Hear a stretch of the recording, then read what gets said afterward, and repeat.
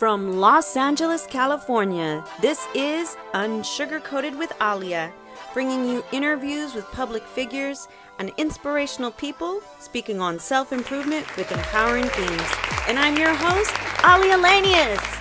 Oh my goodness, we are here for another episode of UNSUGARCOATED with Aalia. We have an amazing live audience that is not a recording that you're hearing. I want to give it up for my amazing audience who's been here today. Thank you. Give yourselves a round of applause.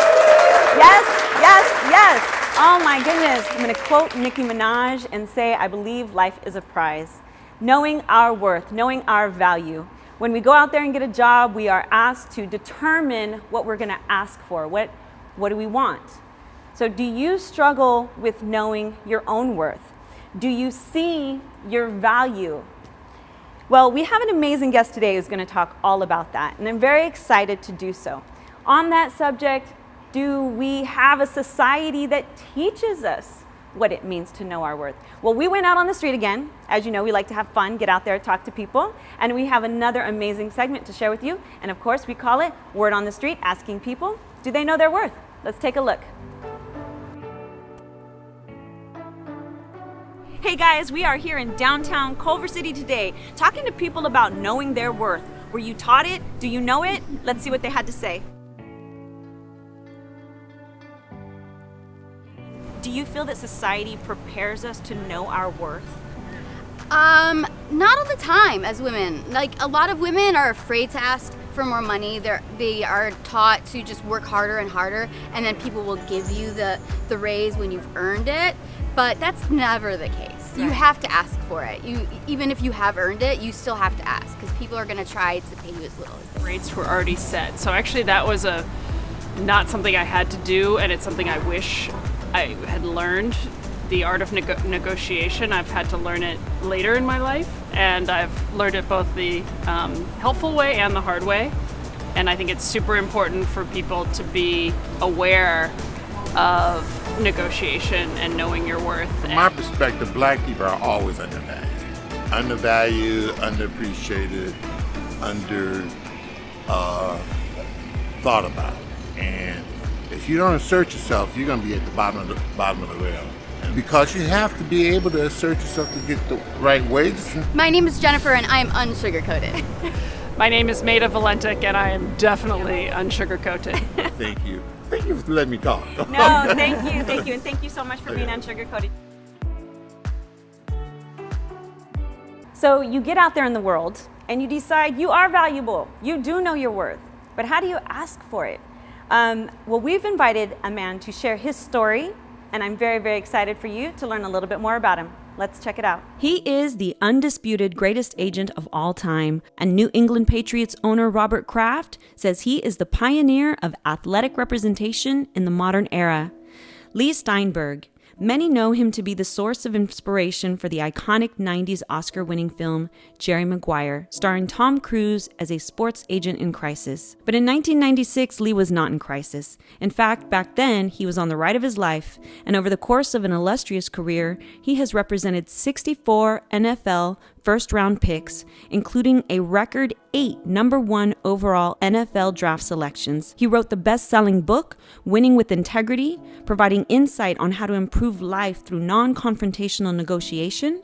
And Lee's most recent book, The Agent, My 40-Year Career of Making Deals and Changing the Game, details his decades of dominance in the sports industry and sheds light on overcoming his personal struggles to launch his comeback.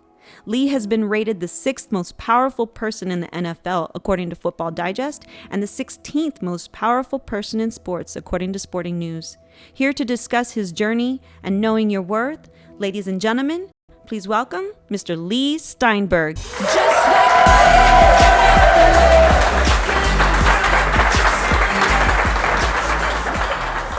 so much. Please have a seat. Oh my goodness, you are an extremely busy man, but we are so grateful and thankful to have you here today.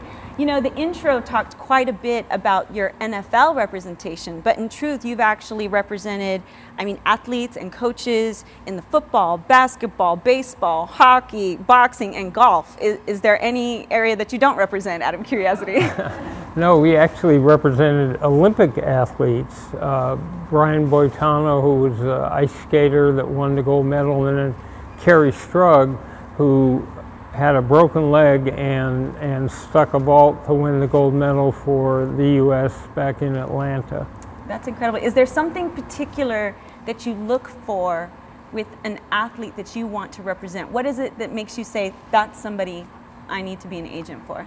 So it's interesting you say that, because we profile athletes, looking for work ethic, looking for self-discipline, but also looking for character and the nature of their heart, whether or not they're willing to be a role model. So I ask these athletes to go back to the high school community that helped shape them and establish a scholarship fund or work with a Boys and Girls Club or a church, lay down roots, and then go to the collegiate institution. So a Troy Aikman endowed a full scholarship at UCLA and bond with those alums. And then at the professional level, set up a charitable foundation with leading business figures, political figures, and community leaders that will execute a program. So that's work done putting the 200th single mother and her family in the first home they'll ever own by making the down payment and having it outfitted. It's Patrick Mahomes helping kids that don't have money for school lunches. It's athletes making a difference. I love that. Do you feel that to whom much is given, much is required? Is that, I think that athletes have a unique opportunity as well as a responsibility to try to make a difference in the world. So I took the heavyweight champion in boxing, Lennox Lewis, and we had him cut a public service announcement that said, "Real men don't hit women." And that could do more to trigger imitative behavior, especially in rebellious adolescents, than 1,000 authority figures ever could in terms of domestic violence and how to treat women. Yeah, I mean, obviously, when you do think of the sports world, you hear quite often athletes that get themselves into some trouble doing things they shouldn't be doing. And I think one of the conversations is that it's such an aggressive industry. You're taught to be this fighter or this warrior or this opponent. And so do you feel that there's a training that comes with that? Do they have to to increase our emotional intelligence, we have to learn how to do that? Do you guide any of these people on that journey? Well, the best cure for aberrational behavior is prevention. And so before an athlete ever gets to the pros, we talk about not drinking and driving. We talk about not being in a public place where alcohol is served and getting into a fight. We talk about the proper way to deal with everyone and not raise your hands in anger towards anybody, but especially women. And we try to make sure that they understand they're living in a professional sport that's not bread and butter on the table. Fans have a choice whether or not they go to a game, whether or not they buy memorabilia, and if you're not interested in being an exemplary role model, go play on a sandlot. Right. No one will pay you, but no one will tell you what to do. So true. Well, you obviously have this amazing background, right? And Jerry Maguire, often largely people attribute the inspiration to you, but you yourself had said that Jerry Maguire was never intended to be a biographical film about you personally. And in fact, at that time, you were not in crisis. You were living this amazing life, doing these incredible things. But eventually, crisis did come to your life, and there were things that you felt you had to change or adjust in your own life. What can you share about those moments? Was there something significant that made you say, these choices are not working for me and I'm gonna change myself? So my problem, Aalia, was alcohol. And I came to a point where I had to break denial about the fact that it was hampering my life. And proportionality is what did it for me. I was sitting in my parents' house and realized I wasn't a starving peasant in Darfur. I didn't have the last name Steinberg in Nazi Germany. I didn't have cancer or anything wrong, and my dad had brought me up with 2 core values: treasure relationships, especially family, and make a meaningful difference in the world and help people who couldn't help themselves. And I was not being true to those things, so I went off to sober living, worked a 12-step program, and I'm now in my 13th year of continuous sobriety. I appreciate that so much, and I appreciate you being vulnerable with us. And you, as you have before, I believe that you've said in one interview in 2010, you went into sober living and have said that if nothing else, you would be sober and a good father. Right, because at the end of the day, my career was something that I knew I could do. But could I stay sober? And could I be a consistent parent to my kids? And really, that's my comeback. Right. Now, so on that question, I guess to a certain degree, we look back at life and people often say, well, do you have any regrets? I don't know if anyone else in here has a regret in their life, but do you consider yourself to have any regrets, or do you just feel like they've been part of your journey? Well, look, I wish that I had not turned to alcohol. I had a series of events happen where my father died of cancer.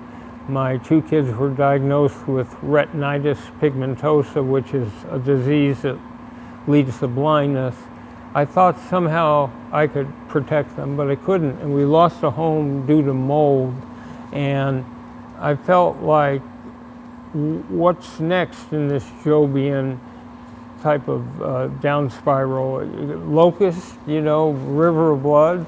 So I wish that hadn't happened, but here's the point: life's going to knock us all back. You're going to have frustrations, you're going to have reverses. And what's critical is the ability to be resilient, to visualize the light at the end of the tunnel, to be able to see past the detritus and destruction that I loaded on myself, and be able to see a better future. Agreed. I mean, and to that point, that's one thing I love about athletes. I think you consistently go through trauma, and then you've got to get back on the field, right? And there's the physical and emotional toll that we put on ourselves, but how can we move past that? And I agree with you, focusing on our resiliency is such an incredible superpower. So, with regards to knowing your worth, knowing your value, you have somebody who's gone, let's have one version where they're just starting out. They know their value, they're ready to go. How does somebody negotiate with integrity the value that they feel that they should be compensated for, or even just valued at? So the most important skill is listening. It's being able to draw out another human being and understand, at the end of the day, cut below the surface, peel back the layer of the onion, and be able to tune in to someone else's deepest anxieties and fears and their greatest hopes and dreams. If you can see the world the way the other person sees it, and put yourself in the head of that general manager, put yourself in the head of whoever you're negotiating with, and figure out what's a win for them. What can you have commonality on? How can you have both parties walk away happy? So part of this is research. It's to understand, is there a market? Are other people doing things similarly situated? What are they making? What is the revenue base of the activity you're dealing with? And what creates a win both for your own client, and get that person to focus, or if you're negotiating yourself, on prioritizing on a list. Something has to be more important than something else. Is it short-term economic gain? Is it long-term economic security? Is it geographical location? Is it family? Is it autonomy? Is it having a corner office? But you need to prioritize prior to going into that so that you can best focus on what's most critically important to you. When you say that, it makes me think, I don't know about the audience, but I know for me, money is not everything.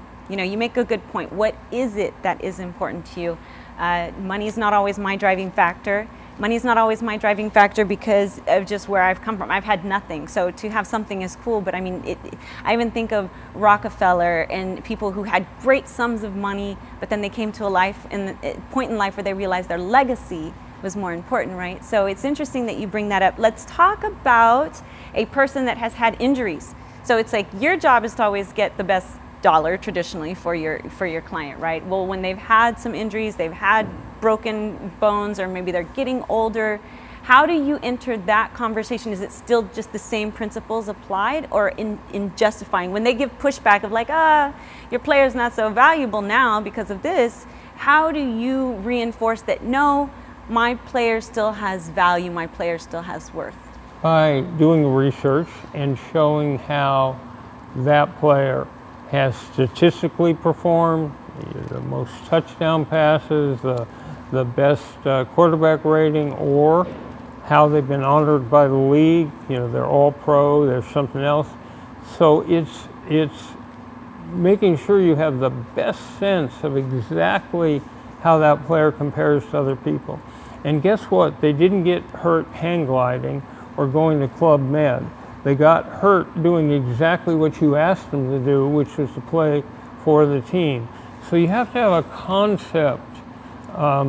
There's a couple ways to negotiate. One is you just bang away for more money. But if I can sell you on the concept that this aging athlete really still has value, and baseball or football or basketball are games in which, gee, people get hurt, and especially in football, and we have to accept the risk both sides. So, you know, I want to ask, because there is also the conversation about females in sports, right? They say tickets don't sell, there's not as much value. Do you see a landscape where female athletes are valued as much as male players? And, you know, I also want to say, I think that there are a lot of parallels. We're talking about players, but real people, you know, kind of have the same issues in their own life. So I love when you're able to speak to the parallels. But I mean, as far as women looking to gain more for the value they bring in their industries and marketplaces and sports, do you see it changing? It really is a television question in some way. It's a tautology. Women's sports are not as popular because they're not on television as much. Well, if you put them on television, they would be more popular. And so it's the revenue base is so much TV money. Now, in the case of the women's soccer team, they are as big a draw as the men's soccer team, and they just were able to get parity. So parity based on the economics the sport develops. But I think it's very exciting that we have women. The problem is the most popular sport in this country today is the NFL. Right. And after that, college football. And you don't have women playing football. But to the extent that women's volleyball or gymnastics are really exciting, and women's soccer is, these women are rock stars. Absolutely. What is your favorite thing about establishing, you know, the player? We're all familiar with the scene of Show Me the Money and Jerry Maguire, but what is it that is your favorite feeling or thing that comes about when you get somebody what they want? Really, the most solid feeling is laying the foundation for second career. So, suppose you have players on the San Francisco 49ers. Well, Santa Clara is where their training center is. So you ask those players, can you think of any businesses that are in that area? Well, high tech, Silicon Valley, venture capital. So it's not by chance that an athlete networking out in that community, Brent Jones, retired tight end for the 49ers, has like a $4 billion hedge fund. So it's helping athletes be successful. It's also watching the way in which their charitable and community things grow. So Warren Moon has a Crescent Moon Scholarship Fund where he sends kids that wouldn't be able to come to college on their scholarships. It's seeing how you've enhanced the lives of young men and young women. Yeah. Do you feel like you have enhanced the lives of young men and women? It's hard to say about yourself, but I would hope that that I've been a positive impact. And again, that's the value. How have you enhanced or stimulated the best in young men and women, and then what impact have they made in the world? Right. And I feel like a lot of people don't recognize the impact we can make. It can be simple or it can be grand. Do you go about I mean, I know that you're about social impact incredibly. You speak on it, you write books about it. But what is the strongest messaging that you have to the world today about social impact, especially considering we've just gone through, a pandemic? You have a lot of people, everything is up, alcoholism, drug addiction, suicides, unfortunately. What is your focus right now when it comes to messaging in the social impact space? So whether it's bullying or domestic violence or sex trafficking or drugs or racism or the environment, we all have the ability to impact issues like that in our own time, in our own way. Parenting kids is a valuable contribution to the society. If you just stimulated and brought them up with unconditional love and gave them good values. But I had a dad who'd say, when you see a problem and you're waiting for the they or them to fix it, the amorphous they, older people, political figures, he'd say, you could wait forever. The they is you, son. You are the they. So we're all the they. We all have the capacity in our own time, in our own way. So not simply say those problems are too big. But whatever your passion is, go make a difference. Feel like you can change the world for the better, and that your time on this earth meant understanding the pain of other people and reacting to that and helping them. That is incredible. I think everyone should give a round of applause to that, because I definitely agree with that. I agree. There is so much to be done, and I really appreciate. Look, I want to ask you one last question with regards to the person also out there that has just really, struggled. In fact, I'm assuming that sometimes you've had athletes that they're like, oh man, I just don't know if I can do this. In those moments when you've had somebody say, I don't know if I can do this, I don't know if I can live up to these expectations and things of that nature, what is your response? What does your huddle moment look like?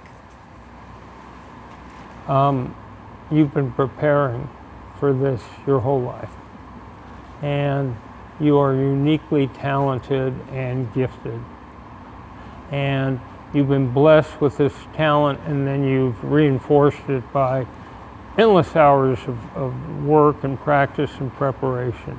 This is your moment. This is your time. You can do this. Rise to the challenge. You're going to be great. Oh my goodness, I love that. Thank you, because you know what? I felt like you were talking to me. Did you guys feel like he was talking to you? Because that is some serious. I can't. I really appreciate that. Okay, well, we're going to give one audience member the opportunity to ask you a question. So we're going to get the mic for her, and we have our lovely audience member right up front and center. So you said one of the primary principal qualities that you look for in the athletes that you represent is integrity. Would you say that that's your legacy, that your athletes pass that on so that they provide that also in every aspect of their life? Thank you for your question. Living with integrity is partially understanding the power that all the symbols of popular culture have on people in the world. And so if my legacy is athletes who made a difference, what we're modeling is the quality of character and the ability to solve problems. We're not modeling athletic skill, but we are trying to send a message to the rest of the society that every person can make a difference and that athletes can. Amazing. Thank you so much. I appreciate that. All right, well, we have a fun little game. We're going to lighten it up just a little bit. We're going to quiz you on some sports trivia. Do you guys think we have the right person? You think he might be able to answer some sports questions? We had Jay Leno at our Super Bowl party, and he came and asked his stupid sports questions, and so I got him right, and he said, well, we can't use this, because all they wanted was people giving ridiculously inappropriate answers. Well, thankfully, we do not mind if you know them. In fact, I would be surprised if you don't know it. But I bet you, I wonder if the audience will know them. That'll be interesting to see. So here we go. What is the only sport to be played on the moon? Golf. Yes, of course. Yes. See? Okay, how much does an NFL football weigh? 2 pounds? 1 pound. 1 pound. 1 pound, but close. Well, my ball weighs 2 pounds. He's like, you have a special ball. I get it, totally. Which NFL team has their logo located only on one side of their helmet? Okay, that is obscure. The Raiders. No, but close. The Pittsburgh Steelers. No, I'm teasing. No, I actually, no, I promise we did not do these to like stump you. But they are good questions, right? I had a list and I said, I like these ones. Okay, who was the first NBA player to shatter a backboard? Wilt Chamberlain? No, Chuck Connors. The rifleman? See, okay, so Jay Leno would be so upset right now, but I'm teasing. No, he'd love these wrong answers. Okay, last question. What are the 2 states in the United States that have yet to send a team to the NCAA? The 2 states? Mm-hmm. Alaska and Hawaii? No, Maine. Maine. Yes, but you did so good. Oh my goodness, thank you for playing. Let me tell you how many I would have gotten right. None. I would have gotten none right. So, I appreciate that. All right. Well, if I ever go on Jeopardy and they ask the question, which NFL team has its logo on one side of the helmet, I'll be a champ. Yes, you will, and you'll be prepared. It's funny because I didn't even know that myself. It made sense, though, once I thought about it, but yes, I was quite surprised by that. All right, we're so excited because we have a giveaway today for $100, courtesy of Skin Collaboration. $100 value, you get a massage or a facial in Beverly Hills, California. We want to appreciate them. We've got our first winner. It's Crystal Ramirez. Please raise your hands. All right, there you go. And Jackie Anders in the house. There you go. Amazing. Look at that. You are going to get your wellness on. Trust me, it's an amazing place. If you like my skin, you got to know it's from there. My husband goes. It's literally the truth. We like way more than me, the massage, because you need it, right? You need it. And every time I go back in, she says, I can tell you've been stressing your husband out. So, it's great. Honestly, thank you so much. Well, thank you so much for being with us today. It's been my pleasure. You're a great host. I appreciate that. We'll be right back.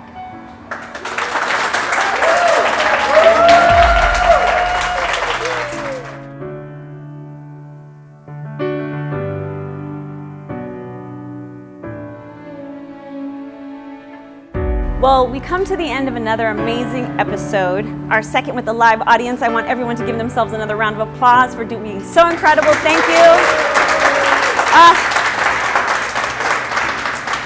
My heart is full of gratitude. What really excites me about having the conversation about knowing the worth is that Too many people don't know their value. Not just about the things that you do, but the person that you are. I'd like to share a little story with you about my husband, Joseph. Joseph is an incredible person for those of you who have the pleasure of knowing him. He's taught our 5-year-old daughter something incredible. From an infant, he would put her in front of the mirror and he would say, I mean, we're talking 3 weeks old, 3 months old, 6 months old, and he'd say, you are beautiful, you are strong, you are courageous. And he taught her to say it in the self-affirmation. I am beautiful, I am strong, I am courageous. Now, when I heard it, I thought, wow, imagine the impact on the world, on society, if we were all raised with that belief in ourselves. And I'll tell you what's like so magnificent is that at 5.5 years old now, I watch her and she stands in the mirror and she says it. I am beautiful. I am strong. I am courageous. Wherever you are in the world today, I want you to honor your courage. And I want you to know that you're strong, not because you don't feel weak at times, but because you keep going regardless. And I want you to know that you are so beautiful. You're a beautiful miracle that the entire universe conspired to have you right here in this moment. So ladies and gentlemen, if you are not walking into a room as the beautiful freaking miracle that you are doing it wrong.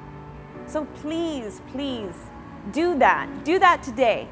And know that when you are living life unsugar-coated, and you are being part of everything that we believe you can be.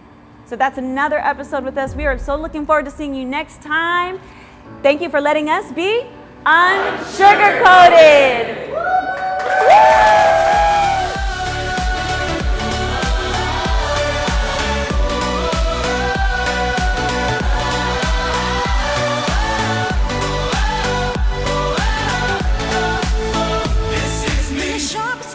Wanna cut me down. I'm gonna send the blood, gonna drown them out. This is brave, this is bruised, this is who I'm meant to be. This is me. Look out!